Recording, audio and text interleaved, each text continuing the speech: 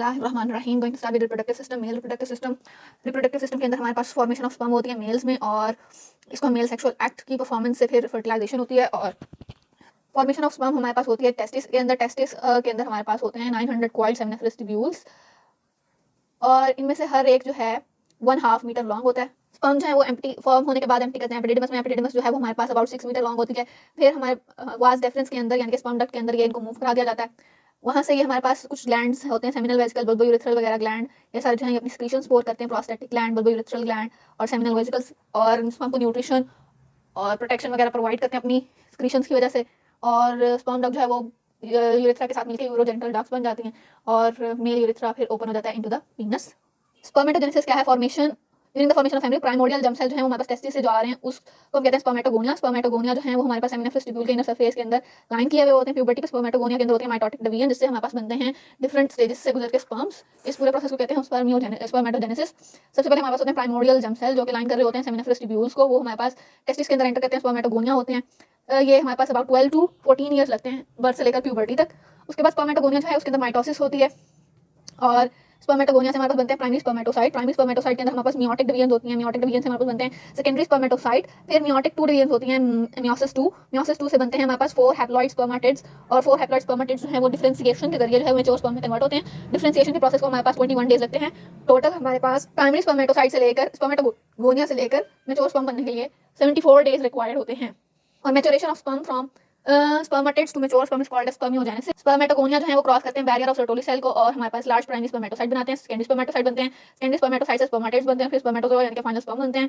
पहले हमारे पास 46 क्रोमोसोम्स होते हैं प्राइमरी स्पर्मेटोसाइट्स में। यहाँ पे हमारे पास जो है वो हैप्लॉइड डेवलप हो जाते हैं सेकेंडरी स्पर्मेटोसाइट के लेवल पे, और 74 डेज लगते हैं हमारे पास एंटायर पीरियड ऑफ स्पर्मेटोजेनेसिस को। सेक्स क्रोमोसोम की अगर हम बात करें तो 23 पेयर के अंदर तो सेम 23 टोटल पेयर होते हैं क्रोमोसोम के। इनके अंदर हमारे पास सिर्फ जो लास्ट पेयर है 23rd पेयर, उसके अंदर एक एक्स होता है और एक हमारे पास जो है वो वाई क्रोमोसोम होता है। अगर हमारे पास दोनों जो है वो एक्स आएंगे तो फीमेल क्रोमोसोम हो जाएगा, और अगर एक वाई आएगा तो हमारे पास मेल क्रोमोसोम होगा। फॉर्मेशन ऑफ स्पर्म की बात करें तो स्पर्म जो है वो कंपोज होता है हेड, नेक और टेल पे। हेड, नेक और टेल के अंदर हमारे पास हेड के ऊपर होता है एक एक्रोसोम। एक्रोसोम के अंदर बहुत सारे गोल्जी ऑपरेटर्स वगैरह पड़े हुए होते हैं, और साथ में हाइलुरोनिडेस एंजाइम होता है जो कि पावरफुल प्रोटियोलिटिक एंजाइम है, जो कि हमारे पास क्या कराता है कि वो साइड के ऊपर जो लेयर्स होती हैं सेल्स की, ज़ोना पेलोसिडा और कॉर्ना रेडिएटा, उनको डाइजेस्ट कराता है और जाके स्पर्म की फ्यूजन कराता है विद द एग। और फर्टिलाइजेशन के अंदर ये हाइलुरोनिडेस है एंजाइम हेल्प करता है। इसके बाद हमारे पास होता है स्पर्म के पास टेल। स्पर्म के पास जो टेल होती है उसके अंदर होता है फ्लेजेला। फ्लेजेला के होते हैं 3 कंपोनेंट्स, सेंट्रल स्केलेटन, उसके बाद इसको हम कहते हैं 11 माइक्रोट्यूब्यूल्स होते हैं, और हमारे पास एक्सोनीम, इस पूरे स्ट्रक्चर को कहते हैं एक्सोनीम, जो है वो सीलिया के एक्सोनीम की तरह अरेंज होते हैं। और हमारे पास टेल के पास एक्सोनीम के ऊपर होती है थिन सेल मेम्ब्रेन की कवरिंग। और थर्ड क्या होता है, large number of collection of mitochondria, जो कि हमारे पास बॉडी ऑफ टेल के अंदर प्रेजेंट होती है। टेल के अंदर लार्ज नंबर ऑफ माइटोकॉन्ड्रिया होता है, एक्सोनीम का स्ट्रक्चर होता है, और उसको कवर किया होता है एक थिन सेलुलर मेम्ब्रेन ने। नॉर्मल स्पर्म जो है वो फ्लूइड मीडियम के अंदर at the velocity of 1 to 4 millimetre पर मिनट मूव करता है। हार्मोनल फैक्टर जो स्टिमुलेट कराते हैं स्पर्मेटोजेनेसिस को वो कौन कौन से? हमारे पास testosterone, luteinizing hormone, FSH, estrogen growth hormone. Testosterone की अगर हम बात करें तो ये लेडिक सेल्स क्रिएट करते हैं, या इंटरस्टिशियल सेल इसको कहते हैं टेस्टिस का। ये हमारे पास ग्रोथ और division of testicular germinal cells को कंट्रोल कराते हैं, यानी कि हमारे पास जो जर्म सेल के कंट्रोल है ये हमारे पास टेस्टोस्टेरोन करा रहे हैं। इसके बाद हमारे पास luteinizing hormone. Luteinizing hormone anterior pituitary से जो है स्क्रीट होता है, और ये हमारे पास लेडिक सेल को स्टिमुलस देता है कि वो टेस्टोस्टेरोन स्क्रीट करे।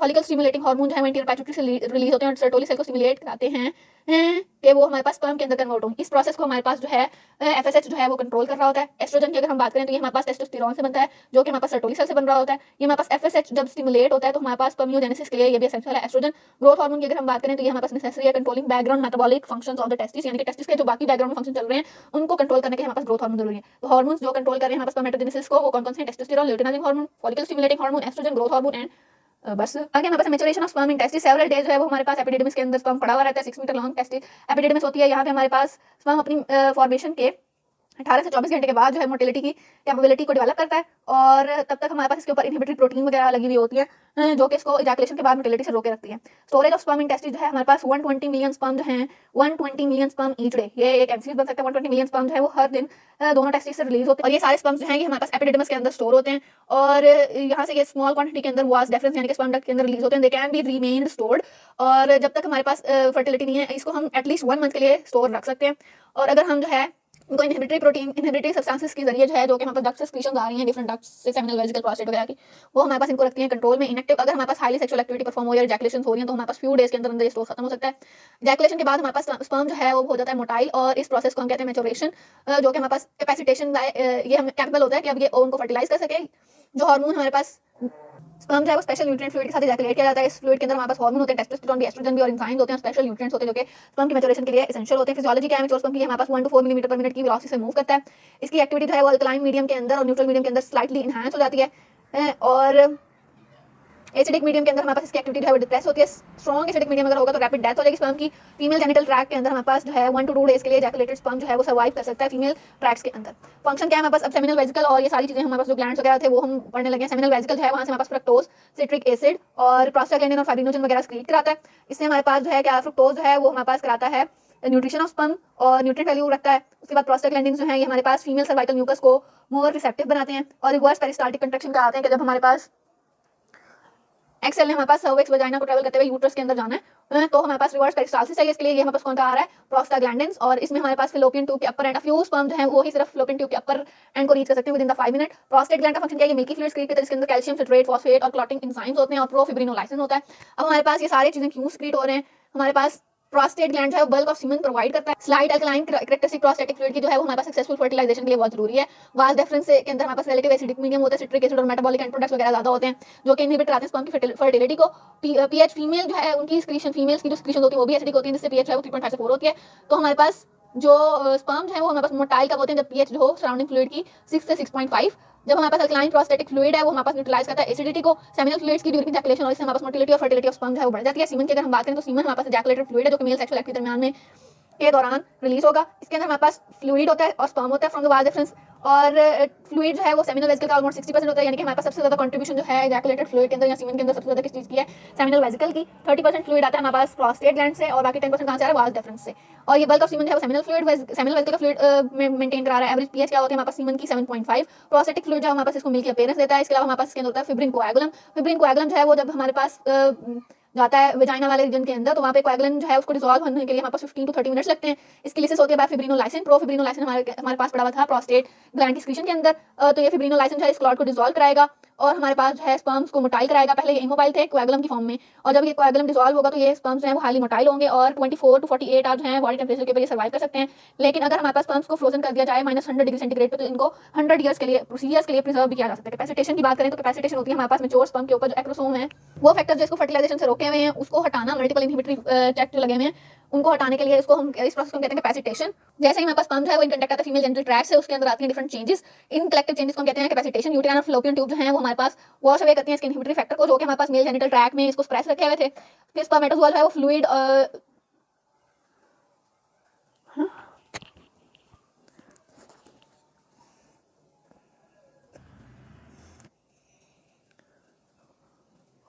जब कैल्शियम आयन इसके अंदर स्पर्म के अंदर एंटर करेंगे तो हमारे पास इसकी मूवमेंट जो है वो पावरफुल विप्लैश मूवमेंट होगी जैसे फ्लैजेला की होती है। और एक्रोसोम को इसके साथ हमारे पास ये होगा कि इसकी जो कैल्शियम आयन है ये हमारे पास एक्रोसोम के एजेस से लीकिंग कराएंगे और एक्रोसोम से एंजाइम जो है वो रिलीज होंगे जो कि पेनिट्रेट करेंगे ग्रैनुलोसा सेल ऑफ ओवम को और जोना पेलोसिडा को पेनिट्रेट करेंगे और स्पर्म को एंट्री करवाएंगे ओवम के अंदर। एक्रोसोम के अंदर हमारे पास हाइलुरोनिडेज और प्रोटियोलिटिक एंजाइम होते हैं। प्रोटियोलिटिक एंजाइम जो है वो डाइजेस्ट कराते हैं प्रोटीन को। हाइलुरोनिक एसिड जो है वो हमारे पास इंट्रासेलुलर सीमेंट जो कि हमारे पास ग्रैनुलोसा सेल वगैरह से बना होता है उनको डाइजेस्ट कराता है। जब ओवम एक्सपेल होता है फ्रॉम द ओवरी तो हमारे पास उसके ऊपर ग्रैनुलोसा सेल क्लियर होती है।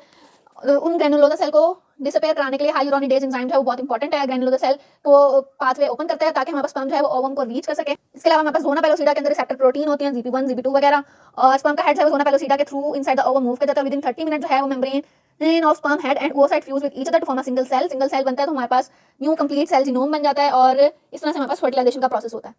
अब ये क्वेश्चन है कि सिर्फ एक स्पर्म ही क्यों oocyte को एंटर करेगा। जब हमारे पास फर्स्ट स्पर्म पेनिट्रेट करता है दोनों पेलोसिडा को तो कैल्शियम आयन जो है वो अंदर oocyte मेम्ब्रेन के डिफ्यूज करते हैं, वहां पे बहुत सारे कॉर्टिकल ग्रैन्यूल्स को रिलीज कराते हैं। वो कॉर्टिकल ग्रैन्यूल्स जो हैं वो oocyte की मेम्ब्रेन को कर लेते हैं सराउंड और उसको कर देते हैं अनअवेलेबल। उसको ये कर लेते हैं प्री वाइटालाइन स्पेस के अंदर ये इसको कैल्शियम जो है वो रिलीज करता है, वो सारे कॉर्टिकल ग्रैन्यूल्स को जाकर रिलीज करा देता है। उससे हमारे पास क्या होता है कि सिर्फ एक स्पर्म जो है वो जाके बाइंड करेगा, बाकी स्पर्म्स के लिए जो है जोना पेलोसिडा वगैरह जो है वो इम्परमिएबल हो जाएंगे। अब स्पर्मेटोजेनेसिस की एब्नॉर्मलिटीज क्या है हमारे पास, बायलेटरल और काइटस यानी कि इन्फ्लेमेशन ऑफ टेस्टिस की इन्फ्लेमेशन हमारे पास मम्स की वजह से हो सकती है, कुछ मेल्स इफेक्टेड हो सकते हैं। और हमारे पास अदर कॉज क्या है, एक्सेसिव टेम्परेचर ऑफ टेस्टिस से भी हमारे पास स्टेरिलिटी हो सकती है। टेम्परेचर का इफेक्ट हमारे पास टेस्टिस को about 2 degree centigrade below the internal temperature रखा गया ताकि हमारे पास यहाँ पे आराम से स्पर्मेटोजेनेसिस का प्रोसेस हो सके।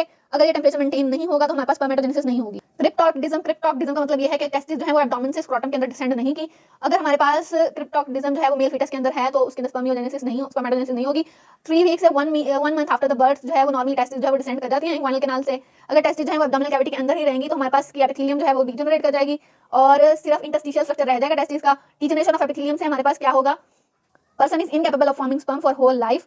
लेकिन उस बंदे से हमारे पास जो इंटरस्टिशियल सेल से बनना था ना टेस्टोस्टेरोन तो उस बंदे का बनता रहेगा और लेकिन उसकी जो है स्पर्मेटोजेनेसिस का प्रोसेस वो रुक जाएगा और वो सारा खराब हो जाएगा। अगर हम किसी भी बच्चे के अंदर ये पहले चेक कर लेते हैं कि उसकी अनडिसेंडेड टेस्टिस है तो उसको जब तक एडल्ट सेक्सुअल कैरेक्टरिस्टिक्स परफॉर्म करने से पहले ही हम उन टेस्टिस को सर्जिकली डिसेंड करा सकते हैं। इसके बाद हमारे पास है fact of sperm count on fertility. Sperm count क्या चीज़ है कि हमारे पास हर क्वाइटस यानी कि हर इजैकुलेशन के अंदर 3.5 ml इजैकुलेटेड सीमन होता है जिसके अंदर 120 मिलियन स्पर्म जो है वो रिलीज होते हैं। नॉर्मल मेल के अंदर हमारे पास 35 मिलियन से 200 मिलियन तक स्पर्म हो सकते हैं और इसकी जब एवरेज हम निकालेंगे तो 400 मिलियन स्पर्म जो है वो सेवरल मिलीलीटर ऑफ इजैकुलेट के अंदर प्रेजेंट होते हैं। अगर ये हमारे पास 20 मिलियन से फॉल बिलो करेगा यानी कि 35 मिलियन हमारे पास एवरेज हमने कहा था 35 से 200 मिलियन, अगर ये हमारे पास 20 मिलियन से नीचे बिलो फॉल करेगा तो हमारे पास उस पर्सन को इनफर्टाइल कहेंगे। इसके अलावा हमारे पास स्पर्म की मॉर्फोलॉजी इफेक्ट हो सकती है। लाइक कोई स्पर्म जिसकी हमारे पास टेल सही नहीं बनी, डबल हेडेड है, डबल टेल्ड है, स्मॉल हेड है, स्पाइरल टेल्ड है और टेल शॉर्ट है, उसके अलावा हेड शॉर्ट है। या फिर ना कि इमोटाइल और नॉन मोटाइल स्पर्म की वजह से, अब नॉर्मल हेड और टेल की शेप की वजह से स्पर्म काउंट जो है वो कम होगा और पर्सन जो है वो इनफर्टाइल हो जाएगा। ये भी हमारे पास शेप्स वाला क्वेश्चन